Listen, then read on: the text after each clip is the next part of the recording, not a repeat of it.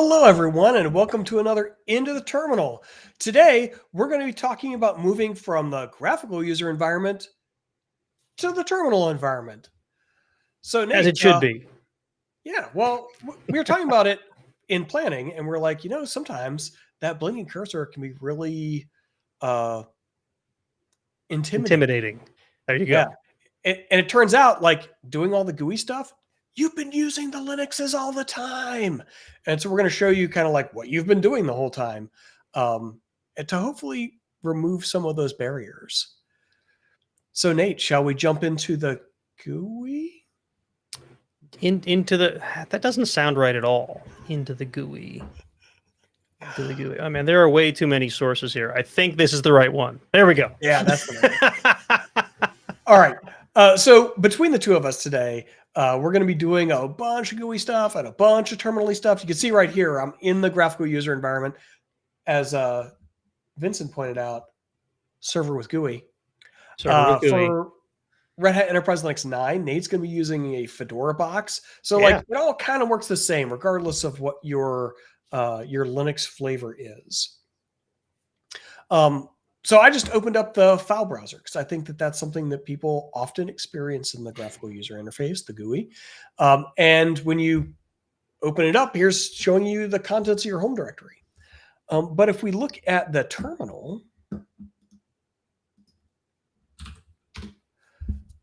that's the same stuff in your home directory, right? So we saw the different directories like downloads and desktop and pictures, and the couple of additional files I had, the BNO plot py and ls usb py, right? That's what we see here in the file browser. And when we do things in the file browser, like we grab this BNO plot by and we put it on the desktop.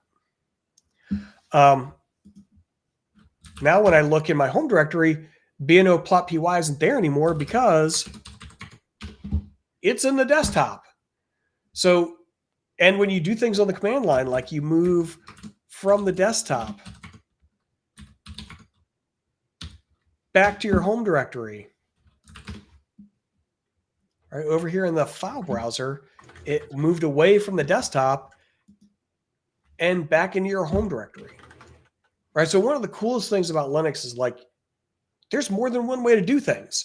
If you want to do GUI things, it's fine, but there's also command line ways to do the exact same things, and you can mix and match them however works for you.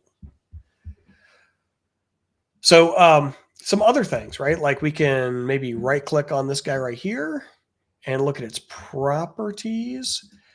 And I know in episodes past, we've covered permissions in a fair amount. And so you can look at the permissions on a property here or properties in your file permissions, and you do something like make this read and write and take away the execute permission. And then when you do a long listing over in your terminal, I said make the group read write and take away execute permission. But I can also use the chmod command over here to say, no, I want to go back to 755 permissions. And then if I look at the same file again over here in the file properties, right, it changed back to the correct settings in the GUI, right? So what you do over in the terminal is immediately reflected in the GUI. What you do in the GUI is immediately reflected in the terminal. And I think that's really cool. There was one more thing I wanted to show you guys about the GUI today, and that is editing stuff. And this is one of like, when I found this out when I was younger, I was like, that's dope. And then I said things like, that's dope, because it was like 2002. And that's the things you said then. Yeah. Yeah, exactly. So, and Nate, I know you're going to go into a little bit more detail on this later today. But, oops, inside your home directory, there are these additional hidden directories that start with a period. And they store things like application data. And so I could do something like go into .config, which is the configuration directory for my GNOME desktop here. And I could go into the GTK3 directory, and there's this bookmarks file, which has a list of bookmarks that are shown in the file browser. And I could just edit it.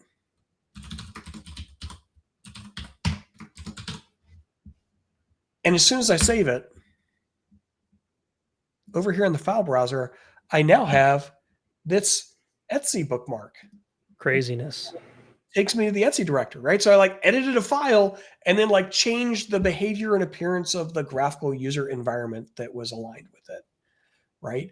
And I could go in and delete that line. It would remove it from the graphical file browser too. So like stuff you do in the GUI is actually doing things on the Linux system, and stuff that you do in the terminal is doing things on the Linux system.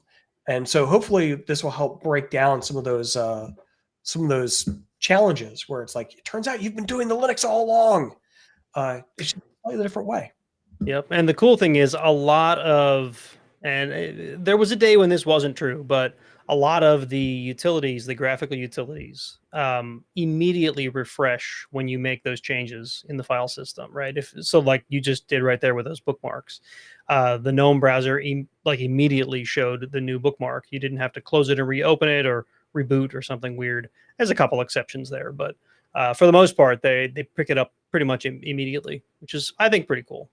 Yeah, and why you would care, right? So I know that on the show we talk a lot about system administration things, and it's not just about doing things on your own system, but maintaining a whole population of systems. So now you know if you want to add a bookmark to the file browser, you go into the user's home directory, .config directory, GTK30, edit the bookmarks and stick it in there, and it shows up in the file browser for that user. So you could automate that with a shell script or something else and apply it to a whole bunch of different users or a whole bunch of different machines. And then like make this configuration change across a whole population of boxes. Yeah, and I know folks that they store their desktop configuration in like a Git repo, right? And then whenever they want to reprovision their laptop or something, they just reinstall the OS, grab that config from Git, install the applications that they like, probably through some sort of automation, and maybe restore a backup of their data, and they're back up and running. And it feels like they never changed anything. Yeah. So that's pretty cool. Things like shortcuts and like the bookmarks that you just showed, right? Like maybe there's a thing I always re-add to that bookmarks. So why not put that in something that can be automatically deployed? So Nate, should we hear from today's sponsor of the show? Oh yeah, brought to you by today's not sponsor, right? That's right. For a mere $1 million. 1 million. You too can have Manager Scott branded TPS report cover sheets. Look, this one says businessy business inside. So you know it's important. And this one is synergistic tendencies. And this one, results-based engineering. So like you can have an infinite amount of these for a mere $1 million. They're officially Manager Scott branded. It's crazy. And that's our sponsor today. Get all the businessy business from Manager Scott. Exactly. Man, it must be terrible to work for that guy. I don't even know. It must be. It must be terrible. So now that we've hawked our swag, now we can continue on with like the deeper dive of the show. So Nate, we're going to cover a few other things in the deeper dive. Folks at home, don't forget to mash that like and subscribe before Nate starts talking to us about searching your file system. And then we're going to talk about installing software and like being root and doing more of this parallelism between this is what you're already doing if you're new to Linux using the graphical user environment, and this is what you're really doing and how you could access it through the terminal. All right, let me get my share going here. Try to get the right share.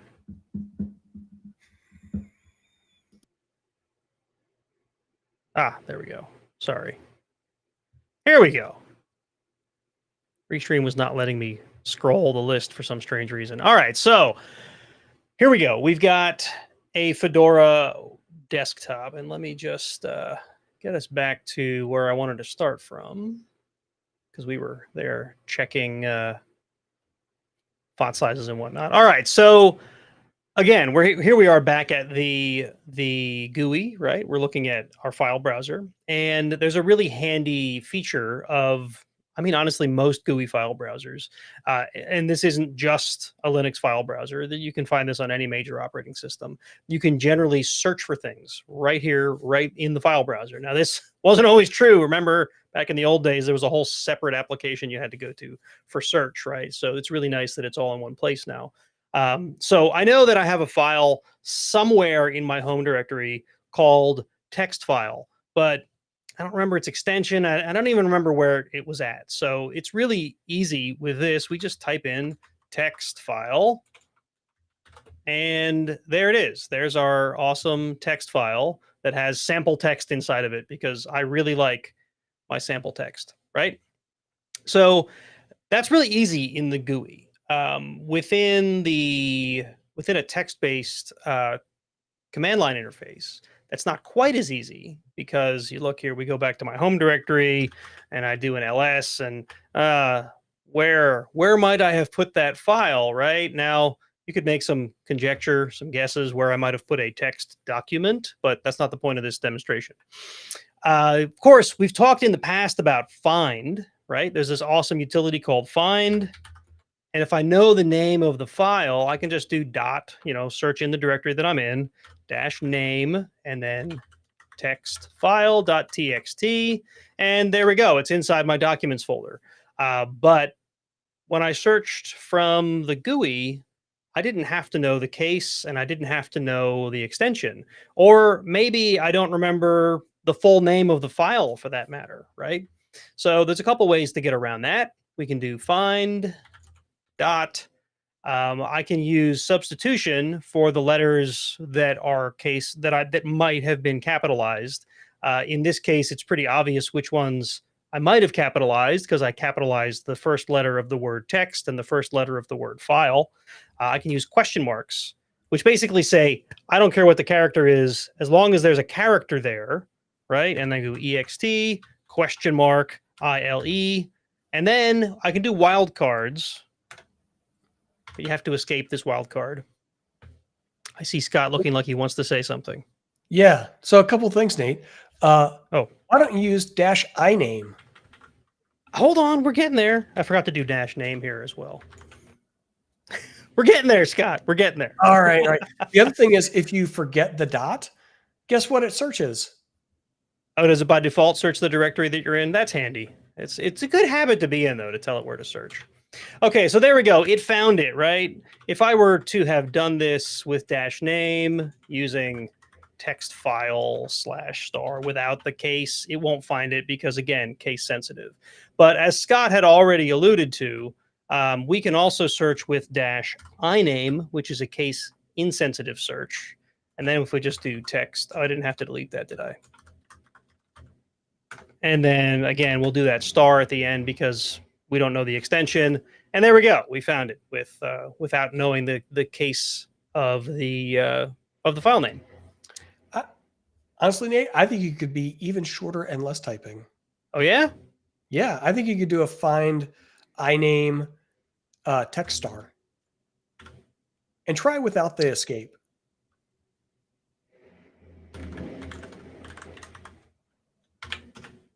You're right. It does work without the escape. So that's handy. Again, old habits die hard. It used to be that you had to do that. Otherwise, Bash would do all kinds of nastiness with that star. Yeah, it actually will, if there's stuff in your current working directory that would match that. Right. We'll go ahead and expand it out. But because there's not, it's nice.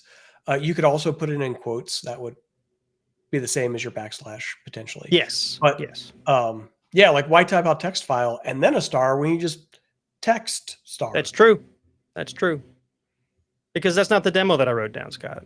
No. Always stick to the demo. Haven't you learned? We never learned that on this show. Probably true. Probably true. All right. So the next thing I wanted to show you was software installation. So let's clear off that screen. And actually, we don't need that. We just need, there's this cool little software browser. Oh, I tapped the screen on accident here. I tapped my touchpad. There's this cool little software browser that comes with Fedora and many other distributions. They may not all look identical. It also depends on which graphic interface you've chosen to use, right? In this case, we're using GNOME. My laptop, which we're going to use in a later demo, is actually running KDE. So you'll see a slight difference in the way that the GUI looks there. That's only because I didn't want to redo my laptop just for a demo. I'm just not committed enough, I guess, Scott. Anyway, so the software package center here, right, within GNOME looks like this. Like I said, KDE will look different, and other distributions may have other ones, right? But what we're going to do here is we're going to, again, use that little search box here. We're going to search for OBS, because OBS is a tool that, because of what I do, I tend to install on most of my machines. So right there, we found OBS Studio. Now, the thing with desktop operating systems, and this is getting more and more prevalent in the server space, is there's two ways to install software in Linux in general. In fact, you could argue if you're going outside of the RPM/Red Hat world, there's a couple ways to get these done. You can install from source, you can install from RPM packages, you can install from Flatpak, which is the next thing that I want to talk about, or you can install from Snap, I think is what Ubuntu calls them. In Fedora, you have the option of either Flatpaks or RPMs. And in RHEL, you have the option of either Flatpaks or RPMs, right? So in this case, it's defaulting to install from the Flatpak version of OBS. Now, I happen to know that the Flatpak version of OBS on Fedora works better anyway. I don't know why that is. It has to do with the way it's built, I suppose. But the Flatpak version just tends to work better. So I'm not sure if it defaulted to Flatpak because there's data that says it works better, or if that's just a default somewhere. But you can install it from Flatpak, or if I chose to, I could say install it from RPM. And within the same software center, it'll just say, oh, okay, you'd like to install the RPM. Then if I clicked install, it would just go get all the dependent packages and install OBS from RPM, right? Now, what that's doing is going out to the software repositories, the same ones that you would use if you were working from the command line, getting those packages, downloading them, and installing them, right? So we've talked about DNF in the past. We've never really covered Flatpak all that much.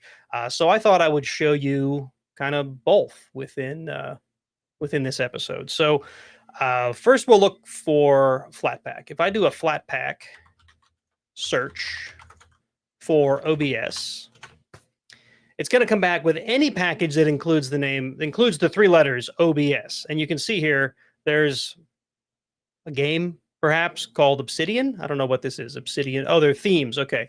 There's some themes and whatnot in here called Obsidian, which start with OBS. I don't know why you'd want a Flatpak of a theme, but okay. A time tracker, because it has the words observed in it, which has OBS in it, right? But all the way at the bottom here, we have OBS Studio. Now, if we just tried to install this by name,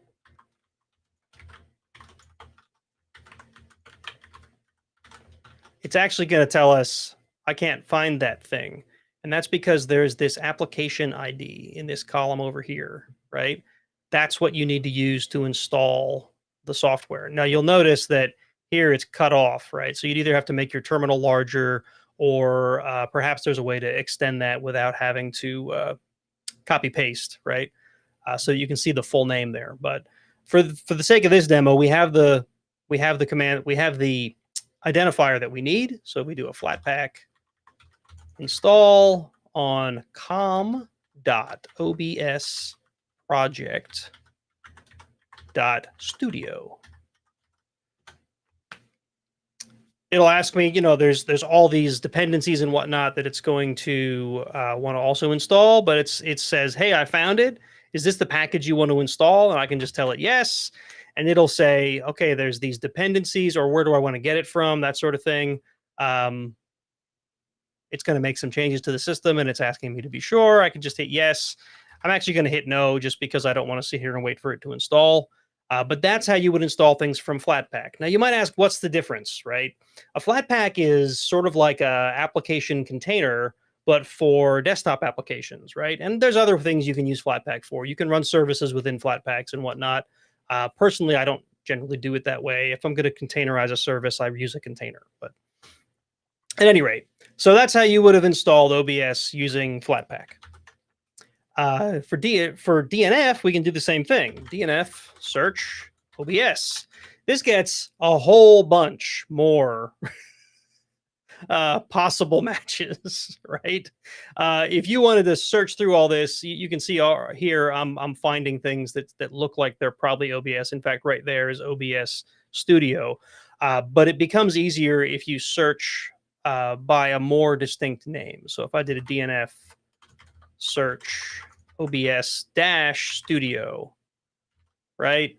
Then what this will do is it'll show me things that just include OBS dash studio. And that is, of course, OBS Studio, and then a bunch of plugins and add-ons and whatnot for OBS Studio.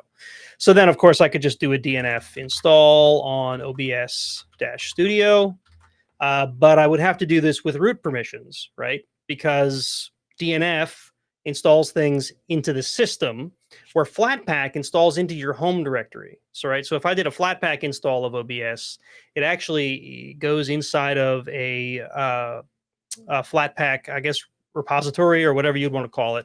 Those applications get installed per user inside of my home directory instead of in the system at large. So I don't need root permissions to use Flatpak, where I do need root permissions to do DNF installations. In most cases, I'm sure there's situations where you could get away with not using root for DNF.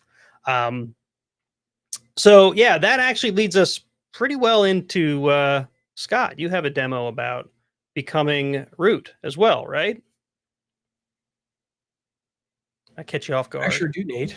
Okay, because when you're installing software like those RPMs from the Software Center, it will prompt you to put in your password. Right. Or depending on how you've configured the machine, maybe root's password.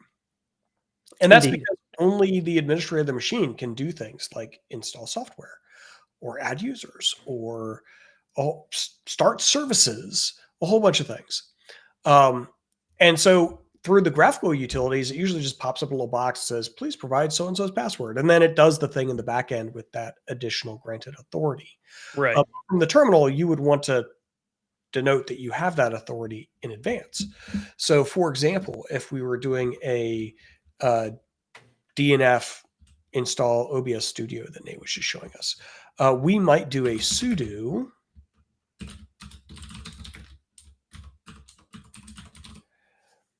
and sudo would say that you want to do this command with root authority. And so it's going to validate that you have the root authority by asking for a password before it actually executes this command that you told it to do with root authority. Right. So it's asking me for the RHEL user's password. And there's some stuff that happens behind the scenes that actually enables this by default. So typically what happens is you'll be added to a special group on the system named the wheel group. And if you belong to the wheel group, you're then given rights to use sudo with your password to become the root user on the system. And that's typically the case for all of these setups for graphical environments as well, where as long as you belong to that group, it'll prompt you for your password. And then if you provide it successfully, it'll go ahead and accomplish the administrator function that you wanted to do on that machine. You're not going to give us a completely off the cuff demonstration of how to configure sudo, Scott? I mean, I could, because the actual wheel group entry for sudoers is already there. Right. Yeah, the simplest way is add your user to the wheel group, and now they have access to pretty much everything because they're allowed to do anything as root when they're part of the wheel group. But if you're doing like individual sudo permissions to do certain things, it gets a lot deeper really quick. Yeah. So, right, this entry right here is what says that anybody who belongs to the wheel group gets all the root permissions they want. So as long as you belong to wheel, you can do that. And you can verify that you belong to wheel by doing groups on your user. right? I belong to my own group and the wheel group. So that's what happens. And I think when you're installing the machine, it actually has like a checkbox that says allow user to do administrative functions or something along those lines. When you check that box, that's actually what takes care of doing these file configuration things in the background. But There's not a GUI tool for configuring sudo, is there? Shantanu just mentioned that in the chat, and it made me wonder. not that I have seen. I'm I've sure never one used exists one. somewhere in the world, but I don't think that one comes with RHEL or some of the other distributions that I've used in the past. All right. But the other thing I wanted to show you in the terminal is another mechanism for elevating your privileges to become the administrator of the machine. So sudo is great if you're like doing stuff individually, like installing a package. But sometimes you'll want to actually be able to execute multiple commands as this user. So you could run the su command. So su says switch my user account to another user. And because you're not specifying an exact user, it assumes you mean root. And at this point, everyone in chat is screaming, no! Because typically when you do this, like what you'll see in people's history is that this person elevated their privileges to become root, but then like you don't entirely know what they did during that period. So sudo to run individual commands is a way to maintain an audit trail of what people are doing when they elevate their privileges. The other thing that I commonly use is I sudo su. So now it actually checks to make sure that I'm allowed to do this. I'm not putting in the root user's password. Right. I'm putting in my password because I'm escalating my privileges as my own user account that has these rights, right? So because I had already typed it in the past, it remembered it because it was within a certain period of timeout. Now I'm root, and everything I do here is the root user. You can also sudo interactively with sudo-i. Kind of does the same thing. I don't know if there's nuanced differences, but effectively it gets you the same thing, a root prompt, right? So if you do sudo space -i, it would do the same thing. And I think I once, well, maybe I don't want to say that live because I'm not certain, but I thought this was better for things like audit logging, but I'm not certain. Actually,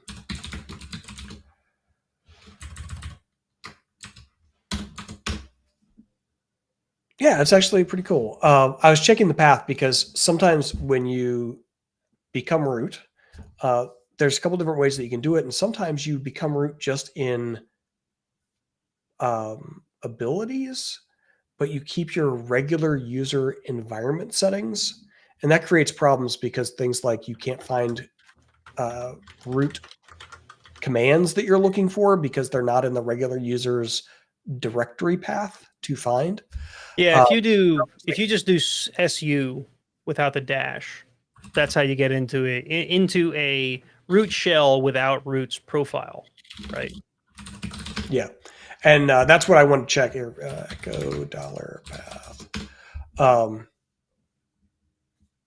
Yeah, so you can see that it included things like home RHEL, local bin, and other like weird non-root directories. But I see it's got root's home directory in there, and it's got sbin included in there. So maybe it's been a very long time since I've used su without dash. So maybe the behavior has Always use changed. the dash. Always use Yeah. the dash. Unless you're, for some reason, you can't re-execute the environment scripts for that person. The other thing with su is it means that the root user you're trying to switch into has to have a password and has to not be locked out. A lot of default installations anymore, not just RHEL, not just Fedora, but lots of Linuxes by Yeah. default lock out the root account. And the only way you can do things as root is through sudo, right? So just keep that in mind. If you try to su to root and it's asking you for a password and you're like, I don't know, I never set this, there's a good chance that it's locked out. And you'd either have to set the password or use the sudo su, which basically says, don't bother asking me for a password. I'm already root. I mean it. And the reason we do that is because everyone in the world knows that if you're connecting to a Linux machine, there is at least one user defined on that machine. and its name is. Yeah. So if we disable that account, then they're not able to attempt to log in with Yeah. user credential. Yeah. But And you still need to do things with user ID 0 and the powers that are granted by user ID 0, we, which is why we have this other we, stuff. we could delve totally into like a security episode if we keep going here. Well, so basically, like the stuff that you're doing in the graphical user environment that's asking you for your password or potentially the administrator's password are actually like doing these things in the back end, right? They're using technologies similar to sudo to escalate your privileges to do things like install software, to be an administrative task. So if you're using the terminal, you have to escalate your privileges yourself using a tool like sudo. Nate, you were going to show us networking. Yeah, next is network configuration, which in the GUI is super easy, right? And in the terminal can be easy if you know what you're doing. Network Manager has made things simpler at the console than they used to be, and the GUI interfaces in most window managers are interacting with Network Manager in the backend now. So things like your Wi-Fi configuration and your network configuration are all very unified now, where they weren't always like that. There were a lot of weirdness went on to try to get the configuration synchronized in the back end. But what we're going to show you here is, first of all, how simple this is in the GUI, right? So I'm again, back on my GNOME machine here, and you can see I clicked on the little status up here where like you would normally go to do things like configure the system or shut down the system. And we're going to go, there's the wired interface here. You click on the little arrow next to it, and you can go to wired settings. Now, if this were not a VM and I had wireless capabilities, that would also be where you'd select your wireless network that you wanted to connect to. But since that's a VM, that's why I have my laptop set up over here for a different demo. So you can see it says wired, and it just says, hey, there's a connected interface here. And if I click on the little gear, of course, it gives me all of the configuration that you would expect to find in a network adapter, right? I can change the identity of the connection, which you'll see why that name is important in a minute. The IPv4 and IPv6 configuration, and even deeper security for things like port authentication and whatnot, right? If you're using 802.1x to authenticate to your network, if there's port security in play, we're not going to delve into that today because I have no way to demo that. I don't have any port security set up in my home. But so if you were going to do something like, oh, I'd like this IP address to be set manually, I would just set that to manual. I'd put in an IP address, a net mask, a gateway, the DNS configuration, and the routes. And then I would just apply the changes. And then it just kind of happens. It reloads the network interface and my IP address is changed. If you're going to do that from a terminal, however, it's I don't want to say it's more complicated. It's just there's a lot more typing, as you'd expect, because it's a terminal, right? So if we do NMCLI is the tool you use to interact with Network Manager at the command line. Now, there's other tools. A lot of them are deprecated. NMCLI is the one you should probably learn if you're going to use Network Manager from the command line. So NMCLI, if I do a con show, then it will tell you, oh, and these commands can be shortened, right? So much like many command line interfaces nowadays, I think it's basically the least number of characters to make one of these commands unique is all you really need. So technically, what I just did is NMCLI connections show, right? But I just did con show because I know that that's enough to get me to the command that I need. So it's nice that they let you save some typing with that. All right, so if I did the con show, it shows me here that I've got two connections. One of them is LO, which is, of course, our local host loopback address. And then there's wired connection 1, which is exactly what we saw inside of GNOME when we were configuring the network adapter. So when I want to change this from DHCP over to a wired connect, or not a wired connection, from DHCP over to a static address, I have to do a whole bunch of typing. NMCLI con, two N's, mod, which is for modify. If you were to type out the whole thing, it'd be modify. And then inside, I usually do inside of quotes. I don't really know if this is necessary, but this is bash, and whenever there's a space in something, you need to do something to escape it. You can probably do escape characters to do it as well, but it's wired connection, and you can rename these so they're not so hard to type if you're going to be doing this more than just once.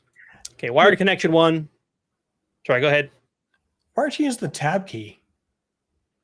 I suppose I could use the tab key. Look at that. So there we go. We can use the tab key. See that?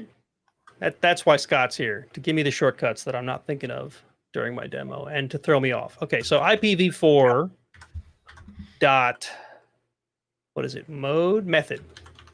Yeah, see that? We can tab all these things. This is so much nicer than trying to type everything out.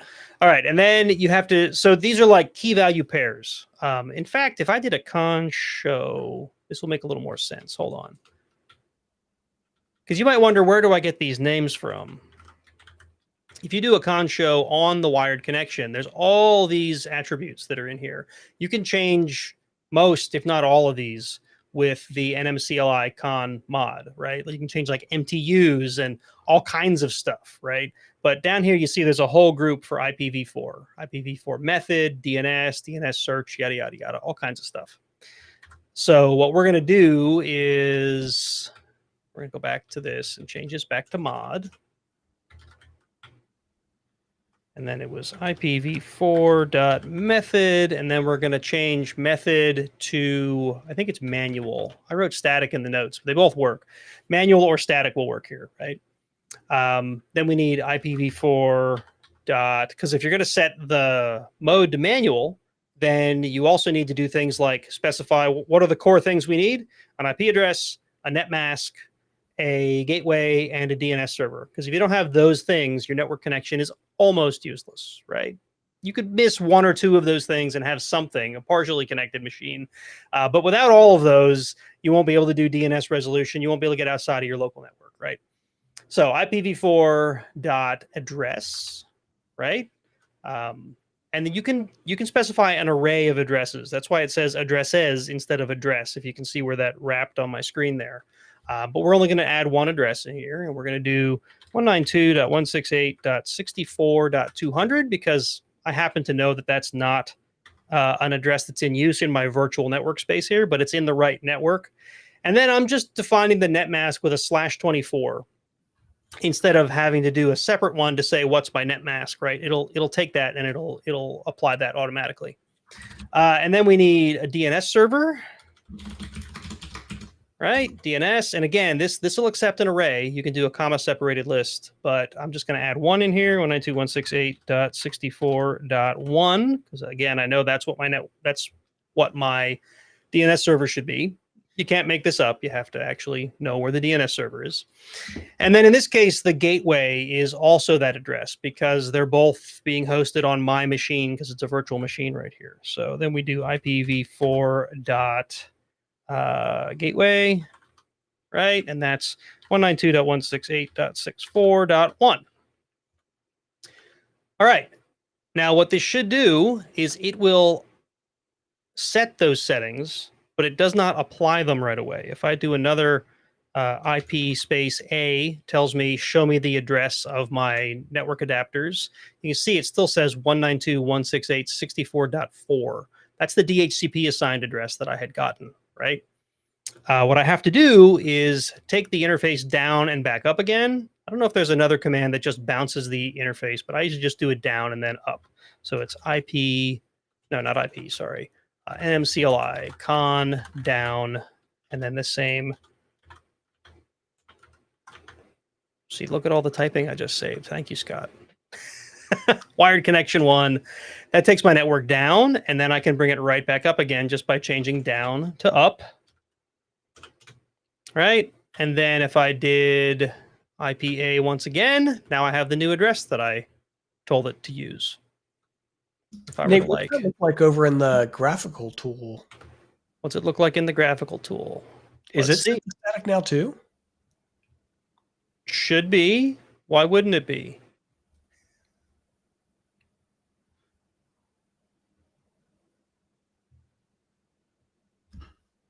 IPv4. Yeah, manual, and it's got all the data. Did you think it wouldn't be? No, I wanted to drive the point home that like what you do over there does stuff over here, and what you do over Right, here because over there. again, in this case, this is GNOME's tool and NMCLI are talking to the same backend in the same ways, right? There's an API back there that NMCLI talks to, and so does GNOME's network configuration, right? And the same thing with any other desktop manager that supports Network Manager, right? So, like I said, my laptop uses KDE. KDE's network configuration talks to Network Manager. So it doesn't matter which way I've made the change, it should all apply in the same place. All right, so I mentioned that we've also got wireless adapters to think about. Let me switch my screen share here, and then I can show you what this looks like to connect to a wireless network from the CLI, because that's something that in the past was always tricky. I always found it really difficult. There were like, I forget the command line tools even anymore, but it was not straightforward. So now let me shift here so I keep my mic within distance while I move over to this other machine that's next to me over here without pulling any cables out of it. Okay, so this is my laptop. This is literally the laptop that I use in like the evenings when I'm not working and I'm just surfing the internet or something. So you can see, like I said, this is KDE, and the network configuration for KDE shows up down here at the bottom. And you can see there, it only shows a wired connection. I know that's tiny, I'm sorry, but that's just kind of the way it is. So I have this connected wired so that I don't break my screen share. But if I look, you notice there was no wireless showing in the list at all, right? And that's because I've turned wireless off. You see this little toggle here that says enable Wi-Fi? It's set to off.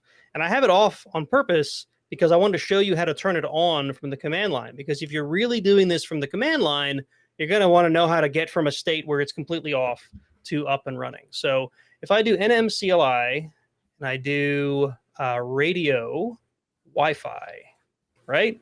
It says it's disabled, right? Now, Wi-Fi is actually the name of the wireless interface. So it's not, Wi-Fi is not a keyword here. Wi-Fi is the name of the wireless adapter that just happens to be the same thing that Network Manager has called it. If I did I put it in my notes? I didn't. What was it? NMCLI, is it devices? Yes, device list. No. I should have wrote this down.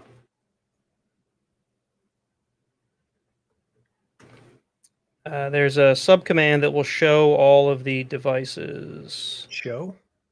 NMCLI device show? It is show, probably. Device show. No. Show gives you the details. I think it's just device. There we go. So in here, you can see that it shows me the system names and then the network manager names, right? So you can see device, the column that says device, you've got ENP0S13F0U3, and then under connection, it says wired connection 1, right? So the friendly name there is usually how you interact with NMCLI. I don't know if there's a way to tell it device instead of connection name, but actually use device instead of con. well, there we go. So we could do device NMCLI. Well, not with radio, we couldn't. Right? Yeah. So anyway, all right, back to what I was trying to show. So radio, Wi-Fi, right? And again, you can see that the device type here is Wi-Fi. That's what we're calling it by. Okay, so if I do radio Wi-Fi, it says that it is disabled. If I do Wi-Fi on and then do it again, now it's actually enabled, right? So now if I go back to the GUI here, you can see that little toggle automatically turned on, and now it shows me Wi-Fi networks that I could connect to from the GUI. Now, obviously, in the GUI, all I would do is click on one of those. It'll ask me for a password, and then it'll connect to the network as long as I have the password. But that's not the point. I want to show you how to do this from the command line. So if we do an nm CLI, lost my place in the notes here, device, Wi-Fi list. What this will do is it'll say, ask for all of the wireless networks that we see. Right now, there's a bunch here. One, because I live in a neighborhood where there's like neighbors that have Wi-Fi, and two, because I personally have several wireless networks in my home for things like IoT devices, guests, my kids. Right, they have their own Wi-Fi network that has filtering, stuff like that. So we're going to try to connect to one of these. But what I think is really cool from the command line here, it used to you would ask for the list of networks and it would give you statistics on like the strength and whatnot, but they weren't nearly as easy to read as this. We literally have like a little list of bars over here that tell us the Wi-Fi signal, which I think is a really nice addition to the NMCLI compared to the older tools that we had available to us. All right, so let's try to connect to one of these. If I do an NMCLI, yeah, NMCLI,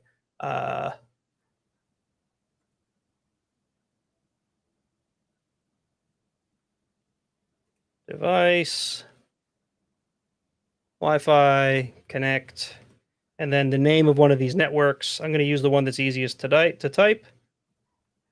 It does tab complete for the wireless networks too. That's awesome.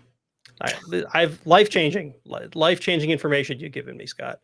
Now, you could say password and then type in the password, but I don't want to do that on a live stream because this is literally my home wireless.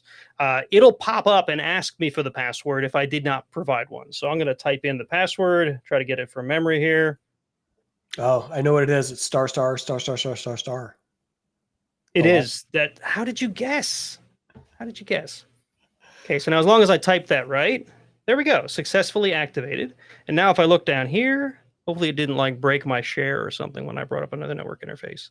You can see now wired connection is still connected, and now enter the matrix is the other connection that I have live right here. So you can see how this stuff is happening directly from one to the other. Now, of course, let's see, I think I had one other thing. If you wanted to disconnect from that network, you do, what is it? Just Wi-Fi connection, right? Okay. So if I do an MCLI con show will now show me enter the matrix as its own connection because it uses the name of the wireless address as the friendly name for that connection, right? Kind of makes sense. If I now want to disconnect from that, if I just do an NMCLI con, I think it's delete. Yeah. Enter the matrix. Now it just says, okay, we'll forget about that network. And now I think it should have automatically disappeared from my connected list here. Yep, right there.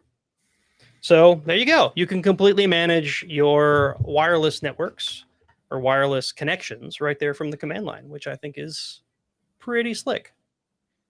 So Nate, Shantanu was giving you a little bit of heat on downing and upping your interface. Yeah, there's got to be like a bounce command of some sort, right? It's actually an MCLI con reload. See, I tried that before and it wouldn't let me unless I had root permission. So it'll reload all the interfaces or all the connections. You can't specify a single one. Okay, so maybe that's why. But yeah, like this is another one. I think old habits die hard. Downing and upping your interface is like what we always did with ifconfig. The other thing is I'm a user on the laptop and I didn't have to use sudo for any of that. That was all in user mode, right? If I had to do the reload, I would have had to have used sudo permissions, and it also would have dropped my screen share. So Wow. All right. So we're getting towards the end of time. Nate, I know that we have a couple more small things. Yeah. Do we want to like say it's good enough, or do we want to try and do a couple more small things? I think it's probably good enough. The only other demo I had was the comparison of mounting a USB drive in the GUI versus the terminal. But it's basically, do you know how to use the mount command? Because that's basically what I was going to show you.